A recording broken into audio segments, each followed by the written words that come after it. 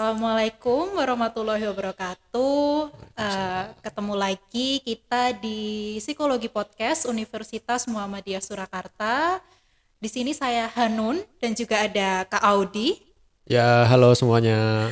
Hari ini kita akan bersama-sama membahas mengenai mengenal diri sendiri dan juga mencintai diri sendiri. Gitu. Nah, Kak Audi, boleh nggak sih dijelaskan mengenal dan mencintai diri sendiri itu maksudnya gimana sih? Oke, nah sebelum kita mencintai diri sendiri, kita memang perlu untuk mengenal diri kita sendiri dulu ya. Nah, untuk mengenal diri sendiri itu setidaknya ada dua pertanyaan ya. Yang pertama itu siapa sih diri kita gitu, dan yang kedua adalah apa yang perlu kita kenali dari diri kita. Nah, biasanya untuk menjawab pertanyaan yang pertama itu untuk siapa diri kita, itu biasanya kita lihat dari lingkungan sosial gitu. Misalnya dari orang tua ataupun dari budaya kita setempat seperti apa, misalnya dari agama juga, misalnya orang Islam, orang Kristen ataupun agama-agama yang lain gitu. Seperti itu. Jadi ada sumbernya dari sumber-sumber sosial di sekitar kita.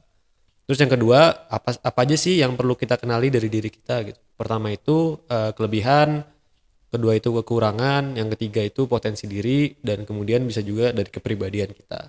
Dan dari kelebihan, kekurangan, potensi, dan kepribadian itu kita bisa lebih mengenal diri kita sendiri. Seperti itu.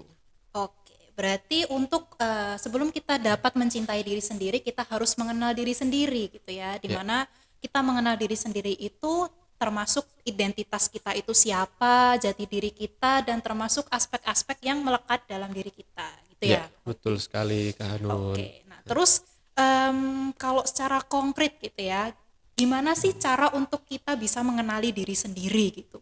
Oke, untuk cara mengenal diri kita sendiri, setidaknya ada dua cara ya. Pertama itu melalui diri kita sendiri, yang kedua melibatkan orang lain gitu. Yang pertama untuk melalui diri sendiri itu ada misalnya introspeksi diri ya. Kita kelebihan kita apa tadi yang berkaitan sama tadi gitu. Kita apa ya semacam bertanya-tanya gitu ke diri kita sendiri, membuat self question gitu. Bahasa Islamnya mungkin muhasabah ya, bermuhasabah kepada diri kita sendiri gitu, kira-kira apa kekurangan kita, kelebihan kita gitu, potensi kita apa gitu. Tuh. Terus yang kedua itu mengamati perilaku diri sendiri gitu, kita amati perilaku kita tuh senengnya ngapain sih kayak gitu. Misalnya ada yang seneng membaca, ada yang seneng menulis gitu, itu kan bisa menjadi cara untuk mengenal diri kita sendiri. Kemudian yang ketiga itu refleksi terhadap orang lain gitu. Jadi misalnya ada orang lain yang ngasih masukan ke kita gitu. Kamu tuh orangnya gini gini gini ya gitu. Nah, itu bisa menjadi bahan refleksi buat kita. Apakah kita betul-betul seperti itu atau enggak? Itu yang pertama melalui diri kita sendiri ya. Terus yang kedua itu yang melibatkan orang lain gitu. Nah, ini masih nyambung sama yang tadi terakhir ya. Itu penilaian orang lain gitu. Nah, penilaian orang lain itu bisa membentuk diri kita sendiri kayak gitu. Misalnya orang lain melihat kalau kita tuh orangnya eh, ini ya mudah untuk gampang untuk mendengar orang lain gitu, menjadi pendengar yang baik kayak gitu, dan kemudian kita mengonfirmasi hal tersebut. Yang kedua itu perbandingan sosial gitu, kita ngelihat teman-teman kita, misalnya teman yang satu suka bola, yang kedua suka basket gitu, kemudian kita membandingkan diri kita sendiri, kita sebenarnya suka apa sih, seperti itu. Yang ketiga itu sosialisasi ya, jadi hasil sosialisasi dari lingkungan. Misalnya orang tua kita itu sukanya misalnya dari makanan aja ya. Orang tua kita sukanya makanan pedas gitu. Ada kemungkinan kita juga suka makanan-makanan yang pedas. Seperti itu. Itu contohnya untuk cara mengenal diri kita sendiri. Berarti mengenal diri sendiri itu ya nggak bisa hanya dari diri kita sendiri Ya, gitu, dari pendapat kita pribadi aja, tapi ya, kita juga harus melibatkan gitu ya orang lain gitu ya, ya. Kira-kira orang lain tuh punya persepsi apa terhadap kita, itu juga bisa jadi ya. salah satu sumber untuk mengenal diri kita sendiri Iya, gitu ya. bener banget tuh Kak Hanun. Jadi saling apa ya, saling refleksi aja gitu. Kan orang lain bisa jadi cermin buat kita juga bisa bercermin terhadap perilaku orang lain seperti itu. Berarti keduanya itu saling melengkapi satu sama lain. Betul banget, jadi saling melengkapi. Oke, nah itu tadi kan cara mengenal diri sendiri gitu ya. Nah, em, ada nggak sih, maksudnya kesalahan-kesalahan yang mungkin dapat terjadi gitu ketika kita berusaha untuk mengenal diri sendiri?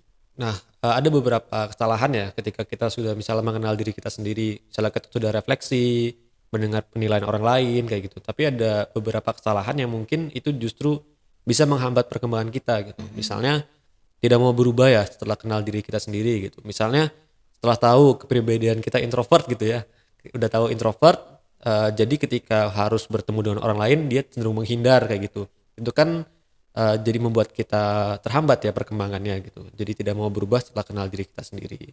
Terus yang kedua, nilai diri kita tuh terlalu positif gitu. Kayak misalnya saya hebat kok dalam melakukan ini, melakukan itu gitu. Ternyata ada satu peristiwa yang membuat kita gagal gitu. Misalnya kita merasa bagus ya dalam akademik gitu. Ada satu titik kita gagal jadi juara gitu. Itu kan jadi menghambat gitu ya perkembangan diri kita sendiri. Terus yang ketiga, sebaliknya menilai diri kita terlalu negatif kayak gitu. Sehingga apa ya pandangan ke dirinya sendiri itu jadi negatif seperti itu. Terus kesalahan-kesalahan dalam upaya mengenal diri kita sendiri. Oke, dari sini kita jadi bisa ini ya tarik kesimpulan bahwa sesuatu segala hal yang berlebihan Ya, itu tidak baik gitu ya. Artinya betul. kita harus apa ya bersikap, Ya, kemudian melakukan sesuatu, berpendapat itu harus ya sesuai porsinya gitu betul. ya. Sedengan-sedengan aja gitu Ya. ya. Kalau orang Jawa ya jangan terlalu saklek lah gitu Ya, ya. itu Tuh. kan dalam diri manusia kan ada banyak aspek ya, termasuk kelebihan dan kekurangan gitu. Kita harus aware juga kelebihan kita apa, kekurangan kita apa gitu supaya tadi tidak terlalu positif maupun tidak terlalu negatif gitu ketika menilai diri kita sendiri. Berarti bisa menghargai kelebihan yang kita Ya, miliki, tapi kita juga bisa embrace kekurangan yang kita betul, betul miliki banget. dan kemudian berusaha untuk memperbaikinya. Iya, betul banget Kak Hanun. Oke. Oke, nah yang terakhir nih gitu ya. Tadi kan kita udah belajar tentang apa sih itu mengenali diri sendiri, terus kemudian caranya, Ya, kesalahan yang mungkin gitu ya terjadi ketika kita berusaha mengenali diri sendiri. betul. Nah, em, mengenali diri kita sendiri itu manfaatnya apa sih Kak gitu ya Iya. Kak? Kok kita harus berusaha untuk mengenali diri sendiri gitu ya? Oke, jadi ketika kita sudah kenal diri kita sendiri, itu tentunya ada manfaat ya, terutama buat perkembangan kita gitu sebagai individu. Yang pertama, mengetahui potensi diri ya. Nah, ketika kita sudah tahu potensi diri kita punya arah gitu untuk mengembangkan diri. Misalnya potensinya itu suka menulis ya. Jadi kita tahu kita suka menulis dan kemudian lihat tuh kursus-kursus menulis gitu supaya kita bisa meningkatkan keterampilan menulis gitu. Ada juga yang mungkin kemampuannya di bidang teknologi gitu ya, editing video ataupun desain grafis kayak gitu. Ketika sudah tahu potensi diri, hasil dari mengenal diri tadi ya, itu jadinya kita punya keahlian tertentu, misal tadi desain grafis ataupun editing video seperti itu. Kemudian ini nyambung ya ketika sudah mengetahui potensi diri, mengetahui apa yang harus dilakukan gitu ya. Biasanya kan anak-anak muda itu bingung ya, apa sih yang harus dilakukan gitu, apalagi di usia-usia belasan akhir sampai 20-an awal gitu. Bingung banget sih apa yang harus dilakukan gitu. Nah, ketika sudah mengenal diri, jadi tahu gitu apa yang harus dilakukan. Seperti tadi ya, potensinya apa, akhirnya kita tahu apa yang harus kita lakukan. Seperti itu. Kemudian yang ketiga, ini adalah mencintai diri kita sendiri. Tadi sudah disebutkan Kak Hanun ya, mencintai diri sendiri itu tahu kelebihan kita apa dan juga embrace kekurangan kita gitu ya. Kayak kekurangan kita apa, akhirnya kita bisa tahu dan kemudian kita bisa memperbaikinya gitu supaya kita makin berkembang.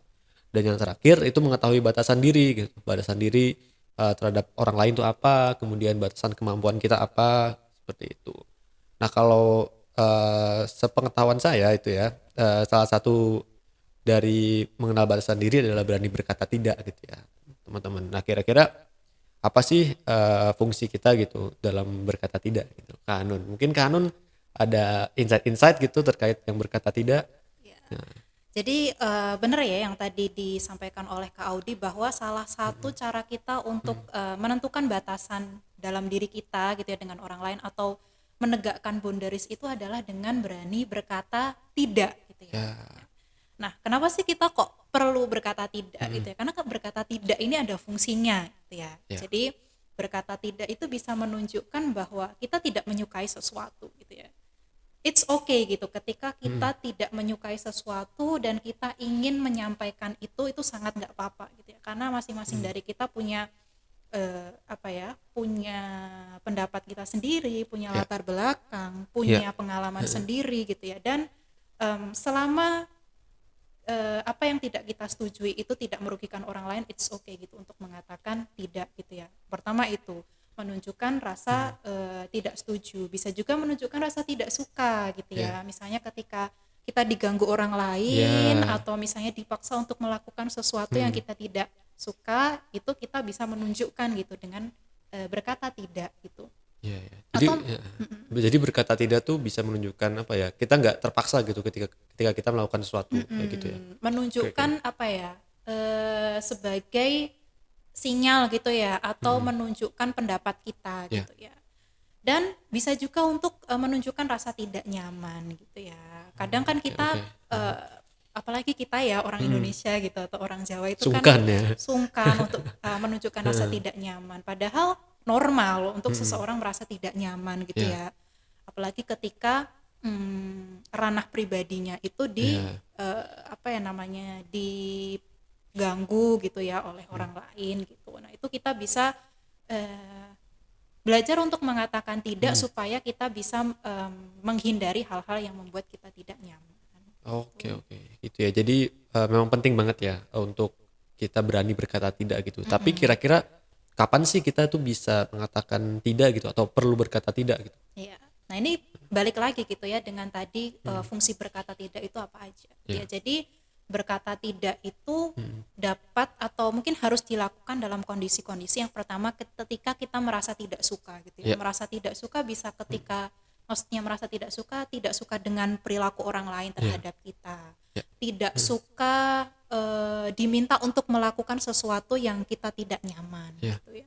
Kemudian bisa juga ketika tadi ada sesuatu yang membuat kita tidak nyaman gitu. Itu kita bisa berkata tidak. Misalnya kita nggak nyaman dipegang bagian tubuh kita gitu ya oleh orang lain, apalagi orang yang memang bukan bagian dari keluarga kita. Atau misalnya kita nih sebagai muslim kan ada apa Batasan-batasan ya. namanya, batasan-batasan apalagi antar satu gender dengan gender Ya. lain itu nggak apa-apa banget gitu kita misalnya kayak sebagai perempuan dipegang oleh laki-laki yang bukan mahramnya untuk berkata tidak gitu ya, itu kan harus gitu. Ya. Kemudian ketika kita diajak untuk melakukan sesuatu yang mengganggu kewajiban kita gitu ya, misalnya teman-teman nih ya yang masih remaja misalnya kayak diajak untuk bolos sama teman-temannya gitu ya, padahal Iya, kan ke sekolah warnet ya. padahal sekolah itu wajib, atau Iya. misalnya diajak untuk nggak ikut nggak ikut Sholat berjamaah gitu sholat ya. berjamaah gitu ya, itu harus dong berkata tidak gitu.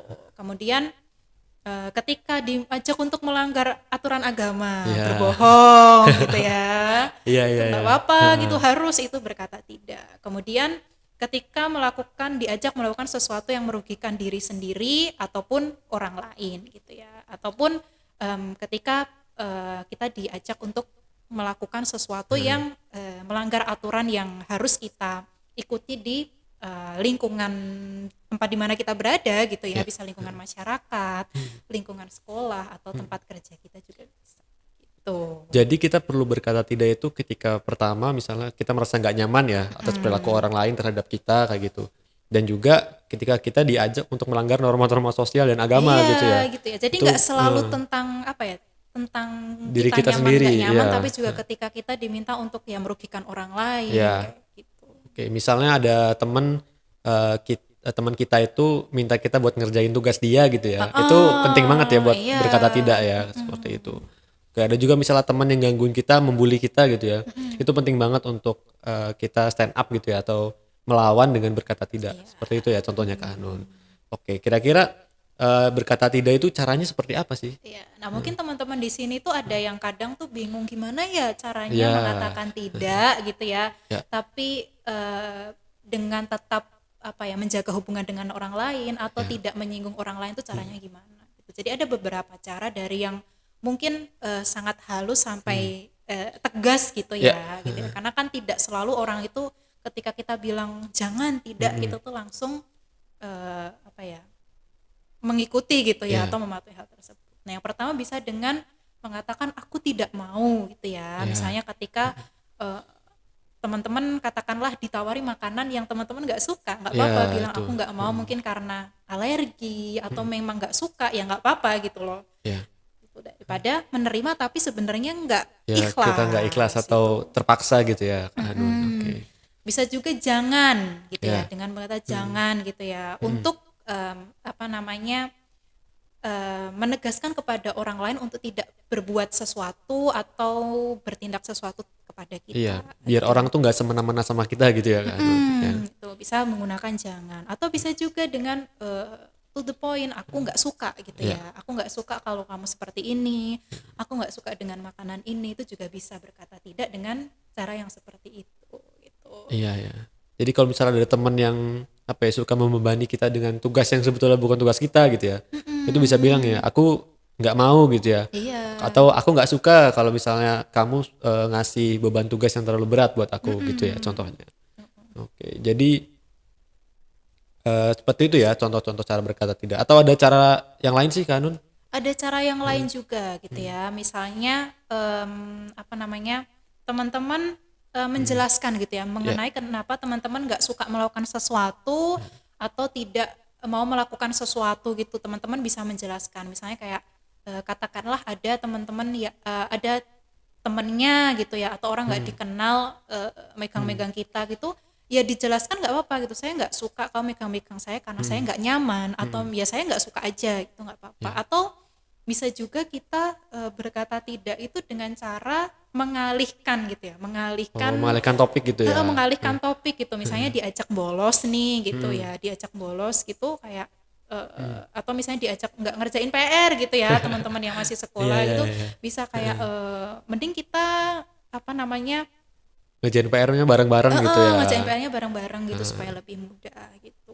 Iya, iya. Jadi ada banyak cara gitu, dan sama sekali nggak salah bagi teman-teman untuk berkata tidak. Karena seperti tadi ya yang udah di topik sebelumnya jelaskan oleh Kak Audi, bahwa berkata tidak itu adalah salah satu contoh mencintai diri sendiri melalui Menjaga batasan. menjaga batasan. Oke, bisa juga dengan misalnya minta bantuan orang lain gitu ya, terutama orang yang lebih punya kuasa gitu daripada kita ya. Misalnya orang yang lebih dewasa seperti itu bisa juga Kak buat cara berkata tidak ya. Iya gitu, karena kita nggak selalu punya power gitu ya, apalagi untuk apa namanya, teman-teman yang mungkin apa ya namanya, masih sekolah gitu ya, terus masih anak-anak itu kan kadang nggak punya power. Nah ketika kita memang merasa nggak punya power, it's okay gitu, minta tolong kepada orang dewasa atau orang yang lebih punya power yang kita percaya dapat membantu kita, nggak apa-apa gitu ya. Oke. Ya jadi ketika orang lain berkata tidak kepada kita itu normal ya sebetulnya ya. Normal banget gitu ya. Kita sendiri juga ketika orang lain berkata tidak, kita juga harus mulai belajar untuk Menerima ya. menerima Iya. gitu ya. Tidak semua orang itu apa ya dengan mudah menuruti keinginan kita gitu ya. Keinginan kita kan tidak semuanya harus dituruti juga gitu ya Kak Nun.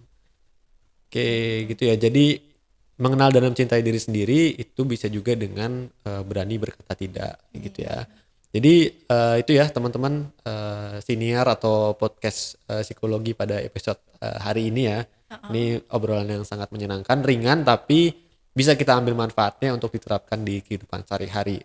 Berani untuk berkata tidak, dan kemudian kita juga berani untuk mengenal dan mencintai diri kita sendiri. Oke, mungkin gitu aja ya Kak Anun, podcast hari ini. Sekarang waktunya kita untuk belajar mengenal dan mencintai diri sendiri, mengaplikasikannya, dan juga salah satu contoh yang paling aplikatif dari mengenal diri kita sendiri adalah berkata tidak kepada orang lain. Itu aja, terima kasih teman-teman yang sudah nyimak podcast hari ini. Sekali lagi terima kasih, kami undur diri dulu dari Psikologi Podcast Universitas Muhammadiyah Surakarta. Wassalamualaikum warahmatullahi wabarakatuh.